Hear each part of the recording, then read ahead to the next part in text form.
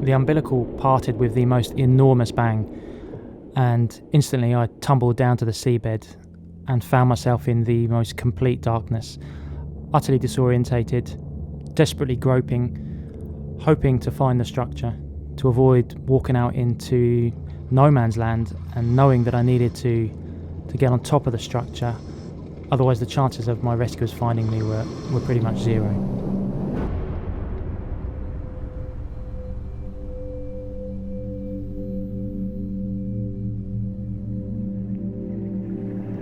This is the story of one night in the North Sea and how a diver found himself stranded 90 metres below the surface of the ocean without light, heat or gases to breathe and almost no chance of survival.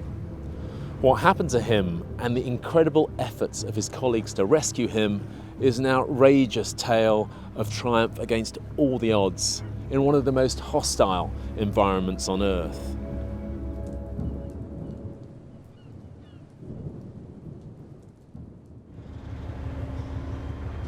I think globally speaking, you cannot have a worse situation than this. A ship totally out of control and uncontrollable. A lost diver with a limited amount of gas.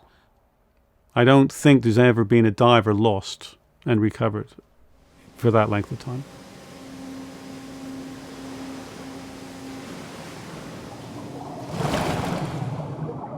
It was the 18th of September, and it was very much a normal day at the office, as much as it ever can be, I think, when you're diving in the North Sea. We were working on a sort of drilling template, which is essentially a great big structure under the water. It was very open, very easy access. Our umbilicals were very short, straight, and that day we were pressure testing, I think. Basically, you see your A and B. We'll be opening and closing them in a sequence, and then doing a pressure test, and depending on what we get, we'll move on, right? On that day, I was actually the bellman who stayed in the bell, didn't have to go diving. Chris and Dave were both on the job. I think I was operating valves. We had Craig, our dive supervisor, in my ear giving me instructions. It's almost bottomed out now, okay, Chris? So if I can talk to everybody. Other people can talk to other people through their different channels, but they can't override me. So I have ultimate command of talking to the bridge, the ROV, the deck crew, and the divers. We have a series of traffic lights in the bell. Green, normal diving. Amber, there is a problem, but the position still holds heading, and red is abandon. Dave, my fellow diver who was in the water with me at the time, he was just off doing another little job a few paces away from where I was. And then we heard the alarms. We recognise the DP alarm, but when we hear it, it doesn't necessarily mean that we will run off and assume anything's gone wrong. A dynamic positioning system is a system to keep the vessel in position, and to get that position set point, we need reference system. The reference system we had on Topaz was GPSs, we had the TWTWR system, and the HIPAP system, that would be beacons or transponders on the seabed. In addition, to get the weather in, we have the wind sensors. We gave dive control the Amber Alert, and then we immediately went on the open communication, so they understood the urgency in this situation we got up on the bridge. The way he said, we've got a problem on the bridge, I'm going Amber. go back on the stage. You instantly knew that this wasn't a routine problem with the thruster. It was something catastrophic. I don't know why you know it, you just know it. So I said, go. Craig was insisting that we get ourselves out of the manifold as quickly as possible, and you could just tell from his tone that this wasn't routine, this wasn't every day. Back on the stage, please. Dave, leave everything there, Chris. As they were heading back to the bell and coming up on their umbilicals, we had a red light. Red light is far more serious. It means we've actually started to lose position of the vessel. But it happened so rapidly with the wind and the tide and the weather, you couldn't have comprehended the speed of how quickly the situation deteriorated.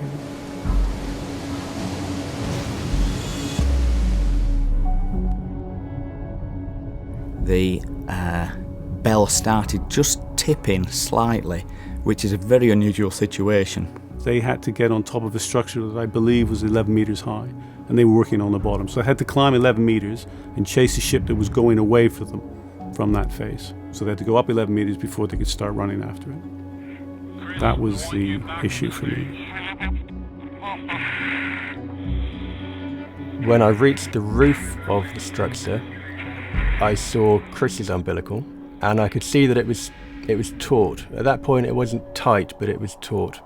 I then saw that the chief officer and the captain were struggling to control the vessel and were actually had hands on the thrusters themselves, trying to turn the thrusters and keep position. We were pretty much four meters away from the entrance of where the divers were, umbilicals were. Even by the time I managed to get the ROV turned to face the umbilicals and over to them, we were already getting pulled back off the structure. The moment we got to the top, I realised that my umbilical, which had been, because it wasn't being pulled back by the bellman, I'd left a small loop behind me, and I turned instinctively to start pulling that up. And I spotted that it had caught on this transponder bucket, which is just a metal outcrop basically on the top of the structure. Back to the stage, please. Chris, I want you back on the stage. And I moved to free it, and it began to tighten. And at that moment, I knew straight away that I was in trouble. It tightened so fast, and it was completely immovable. It had jammed right under. And I think I knew instantly then that this was serious. Chris's umbilical started tightening very, very fast. I couldn't get any more off the umbilical rack. I couldn't even get my fingers in to get hold of it.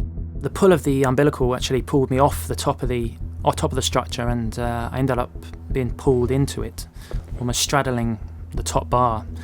My first response was that my legs were going to break. That was my first instinct. The rack itself, which is made of stainless steel, started to creak and bend forward.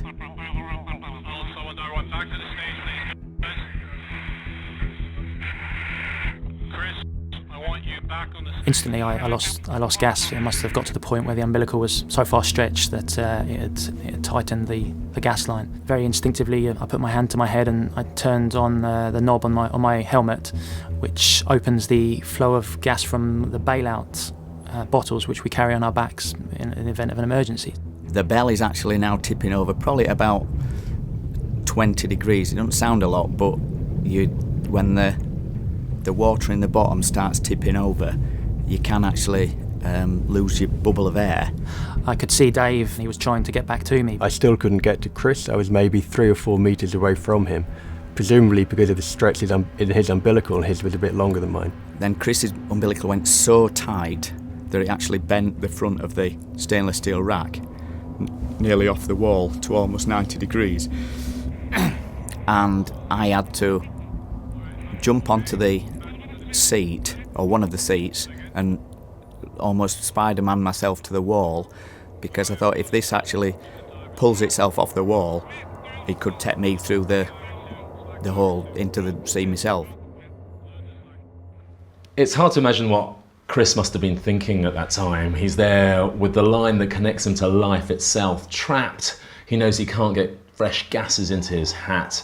He can't get hot water into his suit. All the things that are trying to keep him alive, he can't get access to, and he knows immediately that this is going to be life-threatening. And so he's going to go through the whole range of fight or flight reflexes. His heart's going to be pounding. He's going to be breathing harder than usual. And all of this in probably the most extreme environment that this planet has to offer. At that point we were facing each other. He was half over the bumper bar. He was looking, I think, at me. I can almost remember him flailing his arms, trying to get to me to help me. I have a distinct memory of sort of looking him in the eyes almost and watching him be pulled away from me as the ship moved away. And then suddenly there was a very, very loud bang, almost like a shot. and then the tension was taken off. I think when the umbilical snapped, because it was a very violent and noisy thing to happen, the adrenaline instantly kicked in. It instantly felt dangerous. It almost looked like a part of a film to see the light going out and being dragged away from him. Almost dramatically got pulled backwards and faded away into the darkness, and I never saw him again. Yeah. Of all the moments that I think back to, that's the one that tends to stick with me. And then I fell back towards the seabed, and it was just the most complete and absolute darkness.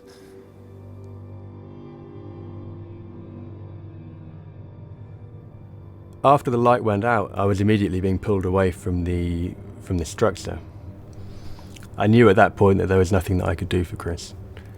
I was partly thinking, I'm glad that wasn't me. I don't think it was an emotional response. It was a survival instinct about getting back to the bell and getting back to safety. Chris's umbilical parted. We knew it parted. I knew it parted because his screen went dead. His comms went dead, and the bell comms, I believe, went dead at the same time because we had a short circuit. We seemed to lose communication with the supervisor at this point because of Chris's umbilical breaking. I was still shouting to him that we're canted over at an angle. It was a 50-metre climb. I climbed hand over hand back to the bell. I knew that there were other structures down there that I could potentially get caught up in. My primary concern was getting back to the bell in one piece. When the boat stopped moving off station, Dave's umbilical became slack again, and he could pull himself back up his umbilical and got onto the stage. I was very aware that as I climbed up my umbilical, I was leaving a large loop of umbilical behind me. When I got back there, because the boat had twisted a couple of times, the umbilical had actually gone round the bell. So I had to climb around the outside of the bell before Duncan could come up on my umbilical. By the time I got there, I was exhausted. I pulled Chris's umbilical in during the time we were still moving sideways because it obviously had no weight on. All the time I'm pulling it in, I know that something's drastically wrong because pulling a fully kitted diver in is normally some feet, and you do have to really put your effort in to pull it in, because I was just pulling in an empty hose.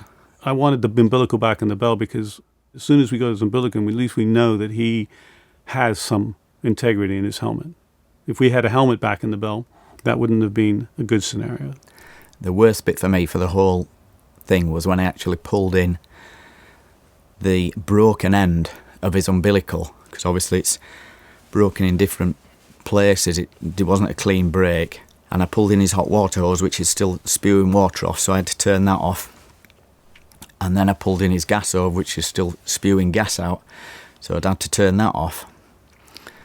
And at that point I actually felt physically sick. I could have literally chucked up in the bell then, because I knew that Chris was out there on his own with nothing, no backup, anything.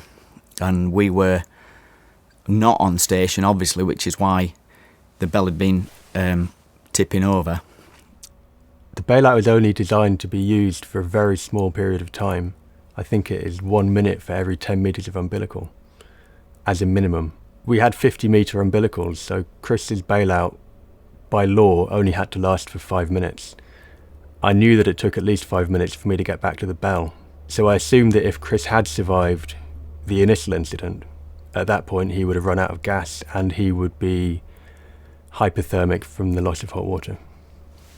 What I was aware of, first of all, was the nothingness. There was I was desperately looking around for the diving bell for safety, and there was nothing. There was no light, not a speck of light in the sea above me. And at that point, I probably had the first dose of good fortune of many, in that I bumped straight into I think it was a leg of this structure.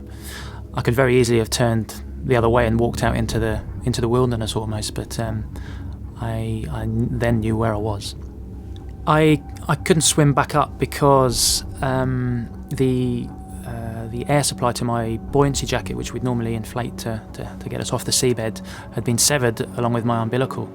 And so now Chris faces this huge dilemma because the bailout bottle that he's using has only a few minutes of supply. He's aware of that, and he wants to do everything he can to make that spin out as long as possible.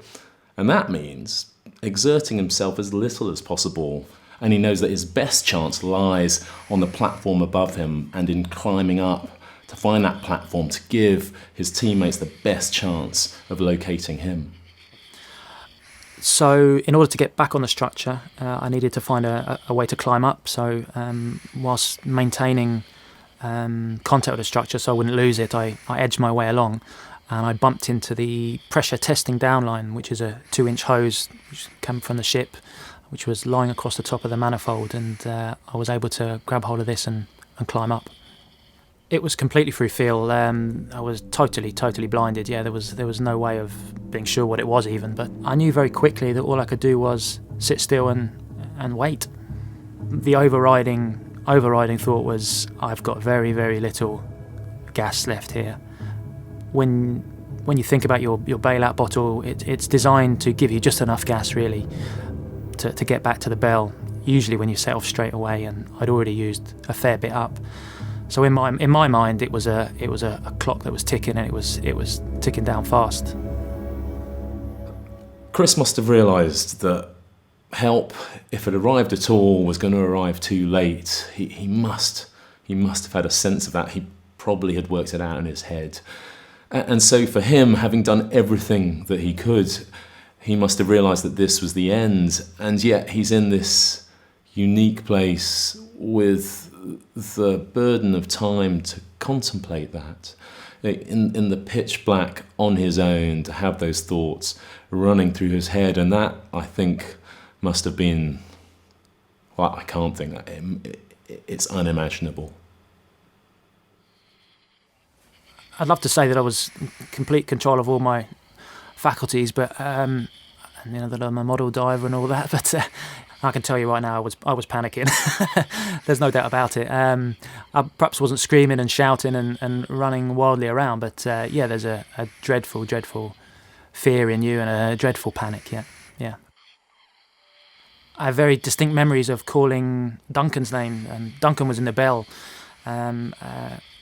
It wouldn't have been him coming to rescue me anyway, but for some reason it was him I thought of, and I think I can actually remember calling his name out and almost pleading for him to arrive and sort of save me. I maybe cursed a few times as well.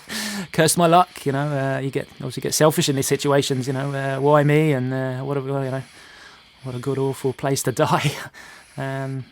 I was very, very much aware that the chances were very, very slim.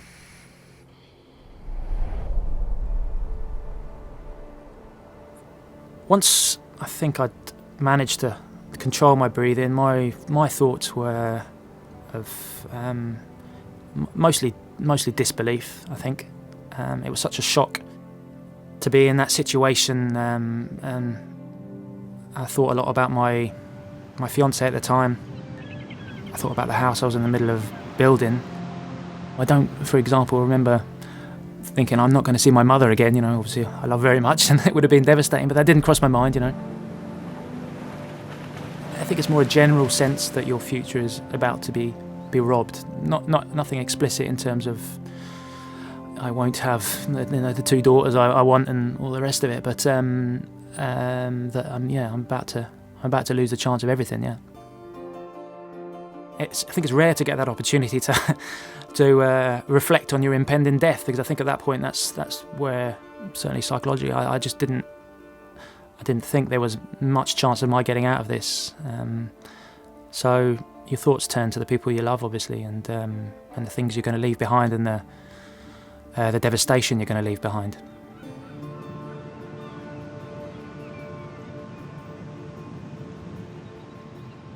With regards to my fiancée, I remember apologising to her. I think that's the one thing I did shout out many times. I just remember shouting, I'm so sorry, Morag, I'm so sorry. I'm sorry for sort of putting myself in that position. for being selfish in many ways. I was just apologetic, and that's my nature anyway. And of the carnage you're going to leave behind, yeah. As the bailout bottle empties and his oxygen supply fails, he's in trouble. He's in trouble because he has no more oxygen, but also because he can no longer get rid of the waste gases that he's breathing out, and so the carbon dioxide is rising in the helmet. And that has an important effect on the body. Most of the reason that you choose to breathe is associated with how much carbon dioxide your body senses, and particularly how much it senses in your bloodstream. And so as he's re-breathing these waste gases, his body is telling him to breathe harder just at that time when actually he has no fresh supply of gas. And that's going to be an awful, panic-inducing sensation. Towards the end, I remember basically just being constantly surprised that I was still breathing. It seemed to last a lot longer than I thought it would.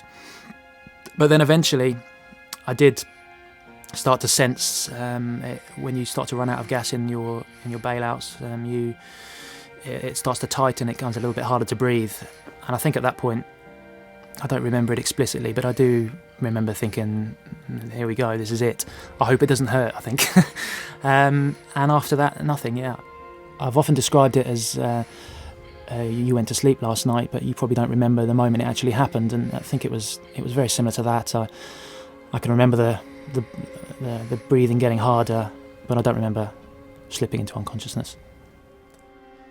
Chris's part in this is now essentially over. He's unconscious, and he's unconscious because he's been suffocated by the carbon dioxide rising in his helmet. Those gases, those waste gases that he's breathed out, are accumulating inside his helmet, and the oxygen supply is dwindling. And that's what's going to kill him. That's what's going to kill him. But there is another threat, and that's the threat of the extreme cold. And that too is making an attempt on his life. It's slowing down the cellular processes in his body, all of those tiny mechanisms that together are Chris's life, are trying to grind to a halt. And while that's a massive threat to him, it has a strangely beneficial effect. It takes his life and the moment of his death, and it smears it out over a much longer period of time.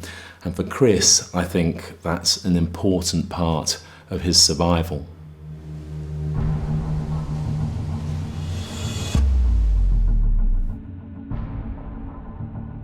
We started getting some information back from Craig from the surface that we'd had a run-off. The computer systems on the boat had gone down. They had a system where they had, I think, 10 sources of information. If one failed, the other 9 would provide the information. But they all failed at once. It can't happen. It just cannot happen. You have to believe the impossible can happen to try and, all right, move on. They took some time to understand the impossible that happened, to move on to, right, what can we do? We can go manual. There was a bit of chaos on the bridge. There was the DP officer, the chief officer and the captain were trying to drive the vessel manually. I asked them what was going on. Obviously they were very busy. They had total loss of DP. They couldn't control the DP even on the manual joystick. So they have to actually operate the thrusters directly with hand themselves, which was something I'd never seen before, to be honest. We tried to do a reset of the dynamic position system, meaning we went from manual control to DP, dynamic position control again. We did that 2 or 3 times, that didn't work. The next natural step will be to go to the independent joystick, but then nobody can confirm that system was not affected by the fault we got on the dynamic positioning system. So then we went straight to manual control because we knew all the levers and everything that was operational. ROV, can you try and find my diver, please? For 20 minutes or so, we couldn't get the ROV on the job. We didn't really know what the scenario was unfolding. We knew that we were a long way away from Chris. The mathematics and the physics were against him in the length of time he had in his bailout. I calculated at the time maybe 9 to 10 minutes, depending on how quickly he breathed. Luckily, close to that point, the DP came back online, and we managed to get control of the vessel again on the auto DP. The idea that we wouldn't go get Chris entered no one's scenarios. We were going to pick up Chris regardless. We didn't want to be defined by this. And I knew I wasn't going to be defined by this. I wasn't going to be the supervisor who lost the diver. And Dave wasn't going to be the diver who couldn't rescue the diver.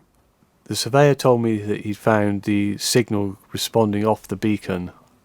We ascertained that it was off diver 2. So we knew by ascertaining that we had a good idea of where the position of the diver was.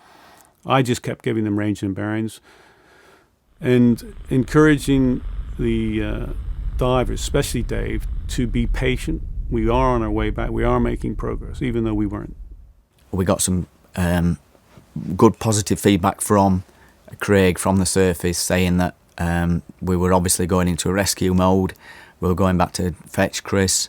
At no point did he say recovery. When we got closer and closer and closer, the ROV was in range to go locate Chris. As soon as we got level at the top of the structure, we could see the diver lying in the middle of the structure.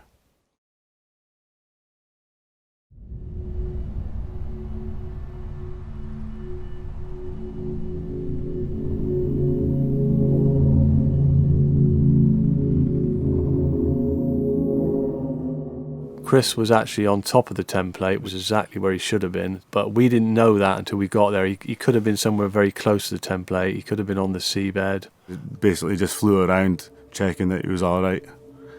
Checked his umbilical, make sure his umbilical wasn't trapped so it was free.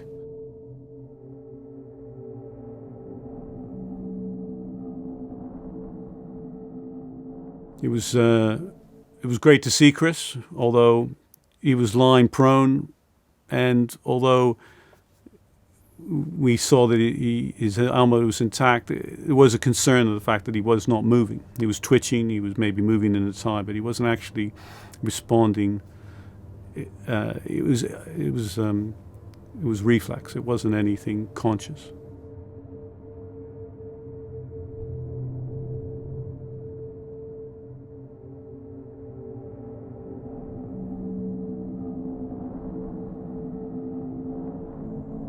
And we spent many, many minutes watching him, unable to help him. I've never been in a situation before where I've had a diver on the seabed with a severed umbilical.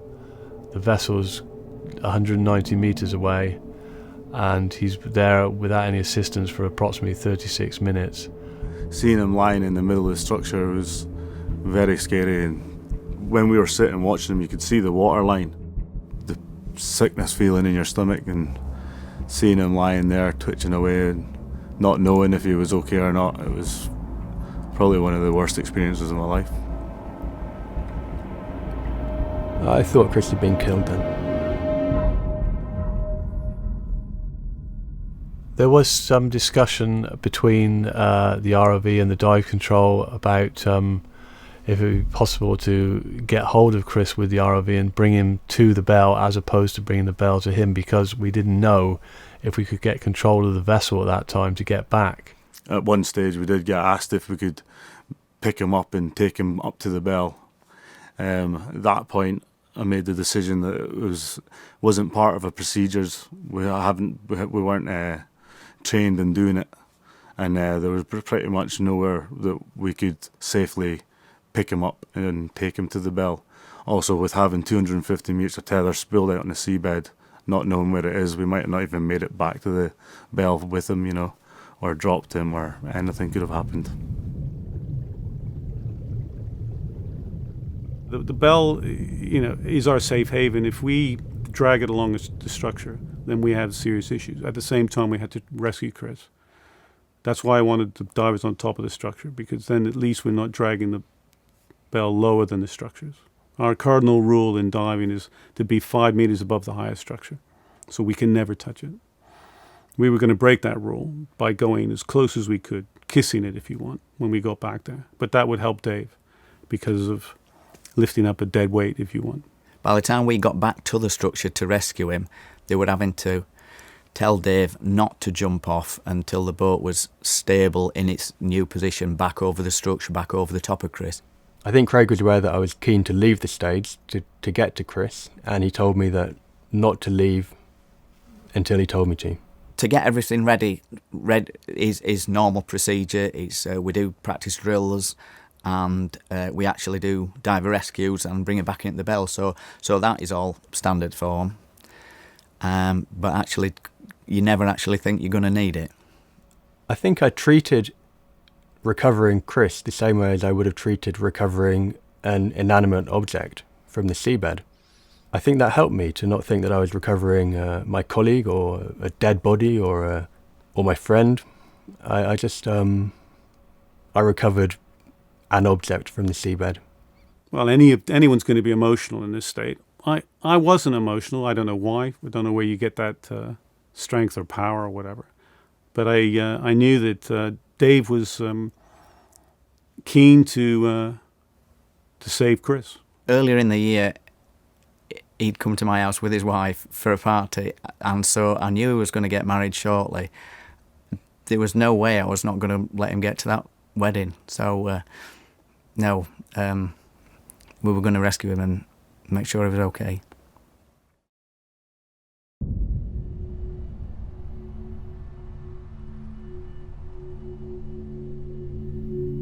When I got to Chris, the first thing I did was to have a quick look at him. I don't think the water was covering his nose and mouth, but there was certainly a water line in the helmet. That he was not moving, he was not visibly breathing, he was lying on his front. The first thing that I did before I lifted him was to put my pneumo into his neck dam, giving him a gas supply. I then put him upright and tried to hold him upright as best I could to keep the gas in the hatch.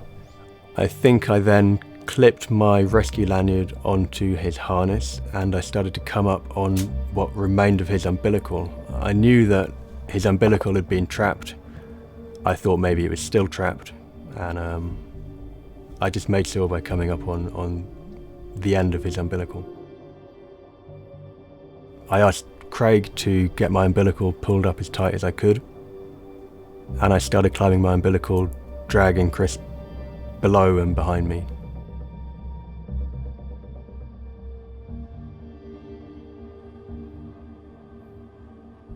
As the bell came down, his body was getting forced underneath the grating at the bottom of the bell, and I had a fair bit of trouble pulling him over that.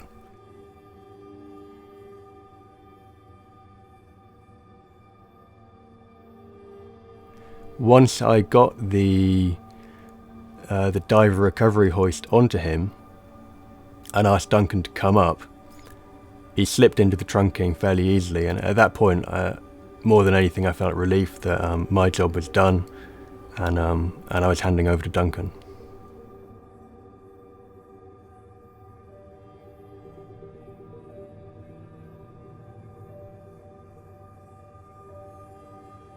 Once he got him clipped onto the Mazdam, I can control Chris's weight, and all Dave then has to do is point him in the right direction and make sure he doesn't get caught coming up through the bell trunking. Once I had Chris securely on the Mazdam and his head inside the bell, Dave outside can't get in the bell, there's not enough room. Chris's body and his bailout's taking up the whole trunking, so he just has to wait then. All I can see is a pair of legs dangling out the bottom of the bell. I know that at that point there's nothing that I can do. I wasn't holding onto any hope that he would have survived it.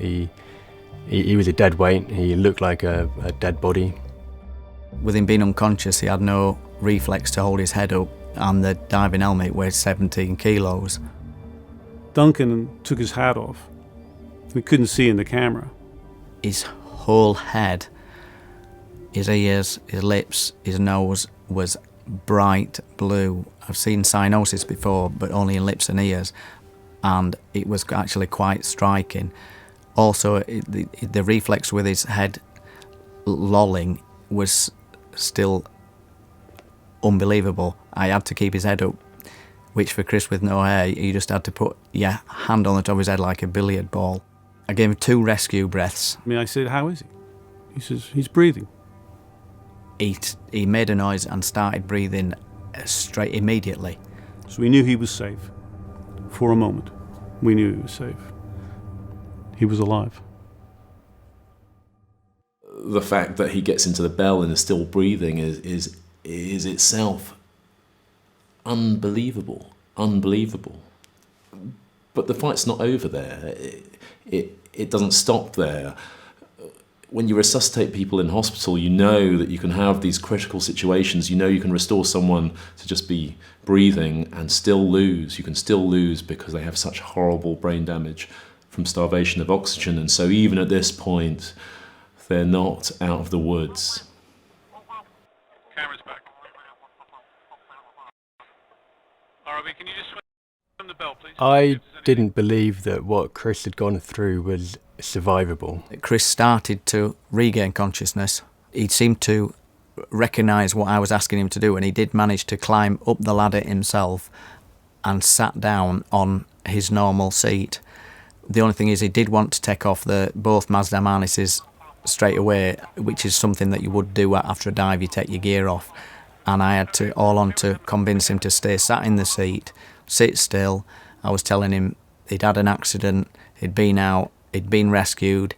I was confused that Chris was okay. I almost wasn't expecting to see him when I got back into the bell. He looked half the man that went diving at the beginning of the day. As soon as we got that door seal on, we plugged Chris back into his hot water system. You guys, I've still got the hot water running full pelt if you want to dose Chris down, if he's cold. Just on the outside of him, right? Nothing too major, just... Kept him on the Mazdams just in case he did go unconscious again, and we're asking him questions now which he is actually able to answer. Every time that he actually spoke, answered a question, it was just over the moon. I have a distinct memory of us being on our way back, and I can remember at that point reaching over and grabbing Duncan's hand, and giving it a squeeze. So I'd obviously at that point I knew something had happened. What I can also remember is looking over and seeing Dave crumpled in the corner, exhausted, and not really understanding why. Bridge, it's a bell on the surface, 19. I think possibly when I got back into the bell, I was maybe a little bit cross with Chris in the way you would be as a father when your child wanders off and you can't find them. You're relieved to see them, but also you're angry with them for having put you through the trauma. All right. Dave, I'll come and talk to you later. Thanks for your help. Yep. Chris went down the ladder himself, which again was a massive feat for him, after being unconscious less than 20 minutes ago.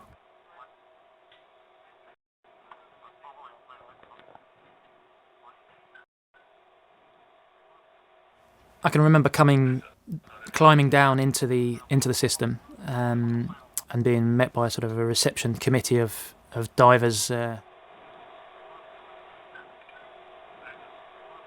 2 diver medics came through from the chamber they were going to take him to, and stripped him off, towelled him down, wrapped him up in 3 or 4 duvets. Despite the must be many thousands of pounds of medical equipment we have locked away in that chamber, probably the most important bit of kit they used was the tea cosy they put on my head to keep me warm.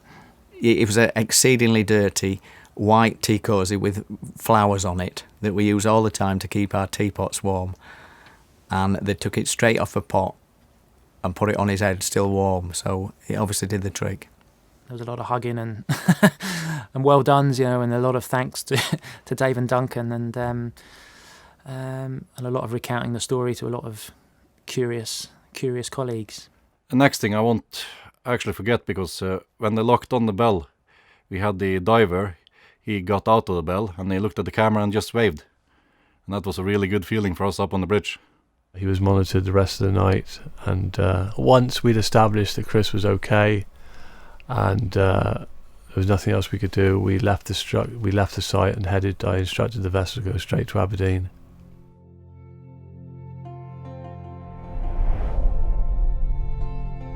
The outcome of the incident was great relief, of course.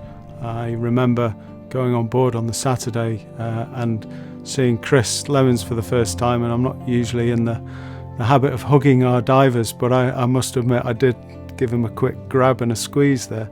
Somebody said, well, you've been really lucky, but I disagree. I think that the guys on board made their own luck that night.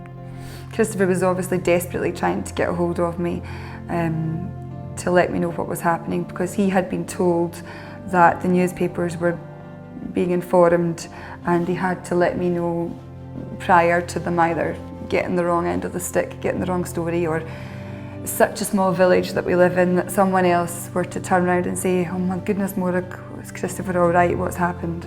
He began to tell me the story of this diver and how this had happened, and you know, I listened to the story sitting in my classroom on my own, and eventually we got to the end of the story and I said, "Christopher, who did this happen to?" And he said, "It was me." And I didn't know what to do, just total shock. Total shock. It was awful. I just looked for someone to talk to. Sorry, I'm getting upset.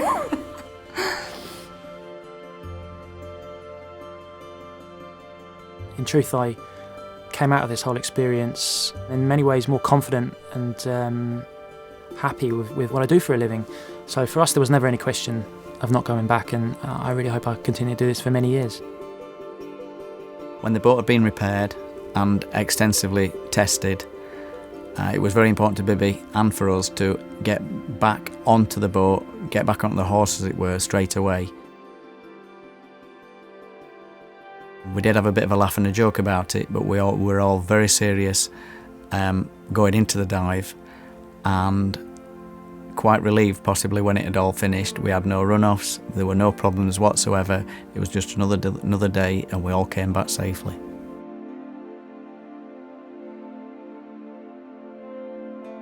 Prior to this incident, Rever Offshore was a participant in this business in diving in the North Sea.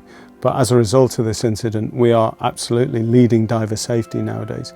We want to make sure that we do everything that we possibly can to learn from this incident, and as a result, make sure that the risks that the divers are exposed to are as low as possible.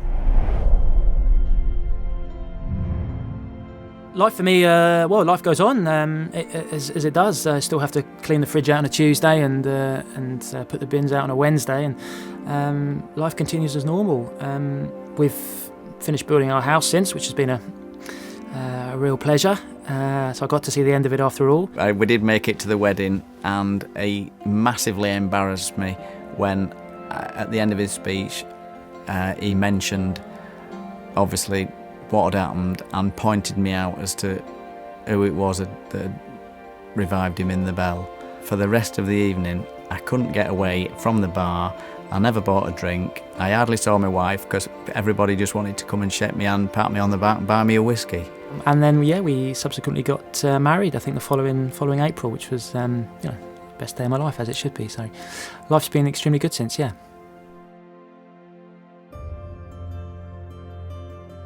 People say very kind things about what I've done, but in truth, in this whole situation, I was simply the damsel in distress. And I've always been very conscious that whilst people want to talk to me, the truth is that they were the heroes of this story.